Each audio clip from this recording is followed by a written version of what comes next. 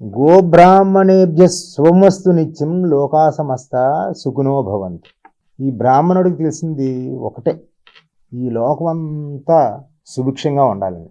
ఈ లోకమంతా సుభిక్షంగా ఉండాలంటే ఈ బ్రాహ్మణుడు కూడా సుభిక్షంగా ఉంటేనే ఈ లోకమంతా సుభిక్షంగా ఉండాలని ఆశీర్వదిస్తాడు.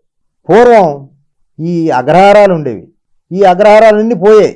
స్వతంత్ర దినోత్సవంలో ప్రాణాలు కూడా పోయాయి. అప్పట్లో ఈ రాజకీయాలని శాసించే స్థాయిలో ఉండేవారు ఈ బ్రాహ్మణులు.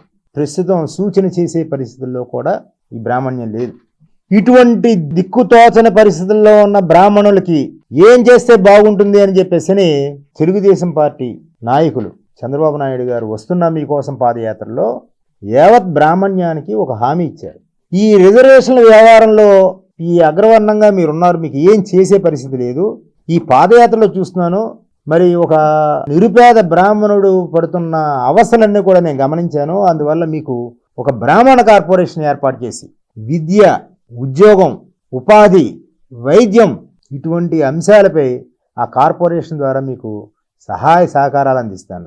అదేవిధంగా మధ్యతరగతి, ఎగువ మధ్యతరగతి వాళ్ళందరూ కూడా ఒక బ్రాహ్మిన్ క్రెడిట్ సొసైటీ ఒకటి ఏర్పాటు చేసి దాని ద్వారా మీరు ఇల్లు నిర్మించుకోవడానికి కానీ, ఏదైనా వస్తువులు అమర్చుకోవడానికి కానీ, విద్యకు కానీ రుణ సౌకర్యం కూడా కల్పిస్తానని చెప్పేసి అప్పట్లో 2014లో గౌరవనీయులు నారా చంద్రబాబు నాయుడు గారు చక్కటి హామీ ఇచ్చారు.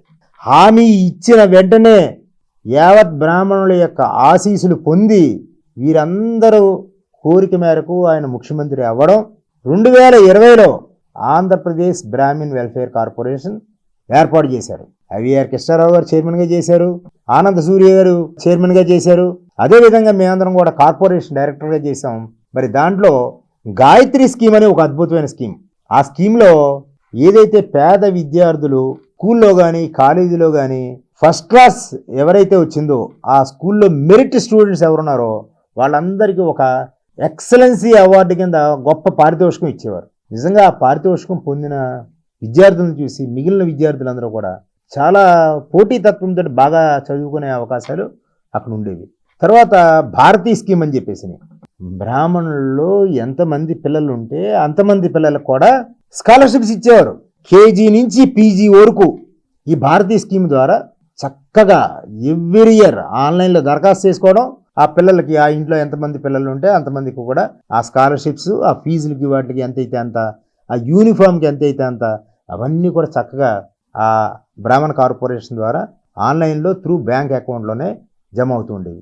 విదేశీ విద్య నాకు తెలిసి నేను సుమారు ఒక 10 మంది విద్యార్థులని విదేశాల్లో చదువుకోవడానికి సుమారు 10 లక్షల రూపాయల పైన పారితోషికంగా ఇవ్వడం జరిగింది. అదేవిధంగా చాణక్య స్కీమ్ అని సబ్సిడైజ్డ్ రుణాలు ఇచ్చిన ఏదైనా కార్పొరేషన్ ఉంది అని అంటే అది బ్రాహ్మిన్ వెల్ఫేర్ కార్పొరేషన్. అట్లాగే చిట్ట చివరికి ఒక మనిషి చచ్చిపోతే అతని దహనకాండలకి చాలా కష్టతరంగా ఉంటుంది బ్రాహ్మణ కుటుంబాల్లో. మరి గరుడ స్కీమ్ అని ఒకటి పెట్టి దానికి ఒక చనిపోయిన వెంటనే అప్లై చేసుకుంటే ఒక 10,000 రూపాయలు ఆ మట్టి ఖర్చుల కింద కూడా ఇచ్చి ఆ చంద్రబాబు నాయుడు గారు బ్రాహ్మణ సామాజిక వర్గాన్ని ఎంతో గొప్పగా ఆదరించిన ఆ మహానుభావుడు నిజంగా చాలా అద్భుతం. అయితే 2019 ఎన్నికలు వచ్చాయి. మరో ఒక వ్యక్తి వచ్చాడు. ఇంకా ఆయన ఏంటి ఆకాశం దింపి పెడతానన్నట్టుగా చెప్పి ప్రతి మాటలో నేను 1000 కోట్ల రూపాయలు బ్రాహ్మణ కార్పొరేషన్కి ఇస్తాను అనేసరికి సహజంగా కొంచెం ఆశాజీవులైన ఈ బ్రాహ్మణులందరూ ఈ వైఎస్ఆర్సీపీకి మోజుపడి మాయమాటలు నమ్మి వైఎస్ఆర్సీపీకి ఓటేస్తే బ్రాహ్మణ కార్పొరేషన్ని మొత్తం టోటల్గా తాళం వేసేసి కార్పొరేషన్లో ఉన్న ఉద్యోగస్తులందరూ ఉద్యోగాలు తీసేసి ఒకే ఒక్క ఉద్యోగి నెట్టేపెట్టి ఆ బ్రాహ్మణ కార్పొరేషన్ భవనానికి తాళం వేసిన ఘనత ఈ వైఎస్ జగన్మోహన్ రెడ్డి గారికి దక్కుతుంది. సోదరా, సమయం లేదు, ఆలోచించాలి, 10 మందిని ఆలోచించేటట్టుగా చేయాలి. ఖచ్చితంగా నీ ఓటు ఒక సంక్షేమ పథకం ఇచ్చే మన బ్రాహ్మణుల యొక్క సంక్షేమాన్ని కాపాడే బ్రాహ్మణ కార్పొరేషన్ మరలా తిరిగి తీసుకువచ్చే చంద్రబాబు నాయుడు గారికి, అలాగే జనసేనకి, బీజేపీకి ఓటు వేసి మనం మరలా మన బ్రాహ్మణ కార్పొరేషన్ సాధించుకుని అందరం కూడా ఆయురారోగ్యాలతో ఉండాలని చెప్పేసి కోరుకుంటున్నాను.